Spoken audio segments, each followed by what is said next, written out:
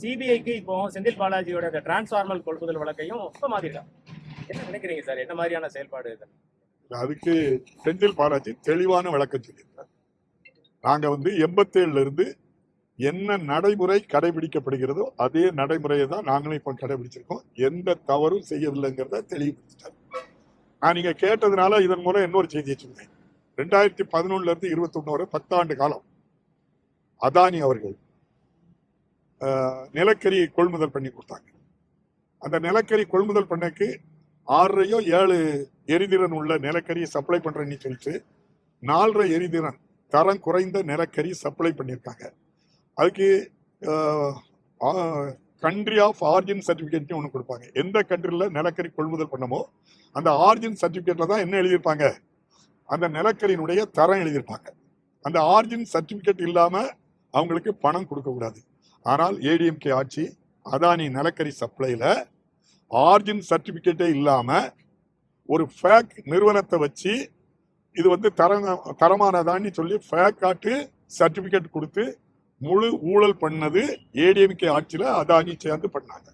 அதுக்கு நான் சொல்லல, இந்த ஊழல் சிஏஜி ரிப்போர்ட் 826 கோடி ரூபாய் ரேண்டமா பார்த்ததுல 826 கோடி ரூபாய் ஈபிக்கு மின் வாரியத்துக்கு இழப்பு ஏற்பட்டிருக்கிறது.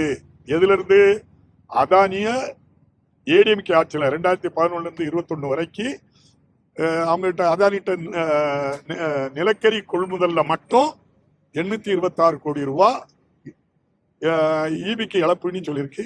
அந்த சிஏஜி ரிப்போர்ட்டை வச்சு இடியோ சிபிஐயோ அல்லது ஏன் நீதிமன்றமோ சூமோட்டாவாட்டு அதை எடுத்து விசாரிக்க தயாரா? அவ்வளவுதான். பாரதிய ஜனதா கட்சியுடைய பாரத பிரதமருடைய நண்பர் அதானி நிலக்கரியை தரம் குறைந்ததை சப்ளை பண்ணியிருக்காரு. கண்ட்ரி ஆஃப் ஆரிஜின் சர்டிபிகேட் இல்லாம நிதி பெற்றிருக்காங்க. ஏடிஎம்கே மேலேயும் அவங்க மேலேயும் எடுக்கல. ஆனால் அதே தவறு செய்ததாட்டு பிஎஸ் அப்துல் ரஹ்மானுடைய பையன் புகாரி அரெஸ்ட் பண்ணி அவரை 2 வருஷம் ஜெயில இருந்தாரு. அதுக்கப்புறம் அதானி ஆட்கள் போய் அவர்கிட்ட பேரம் பேசி அவருக்கு 600 மெகாவாட் மின் நிலையம் தூத்துக்குடி பக்கத்துல இருக்கு. அந்த 2 மின் நிலையத்தையும் எழுதி வாங்கியாச்சு அதானி கம்பெனிக்கு. அதுக்கப்புறம் தான் அவரை ஜாமீன்லயே விட்டுருக்காங்க. அப்ப அதானி பாரத பிரதமரோட இருக்கனால அவருக்கு ஒரு நியாயம், பிஎஸ் அப்துல் ரஹ்மான் மகனுக்கு ஒரு நியாயமா? கேளுங்க நீங்க, அது சொல்லுங்க. ஆகவே இந்த நம்முடைய பாரத பிரதமருடைய ஆட்சியில இந்தியா அவமானப்படுத்தப்படுகிறது. நம்முடைய அமெரிக்கா அதிபர் ட்ரம்புடைய கைக்கூலியா இருந்த மாதிரி இருக்காங்க.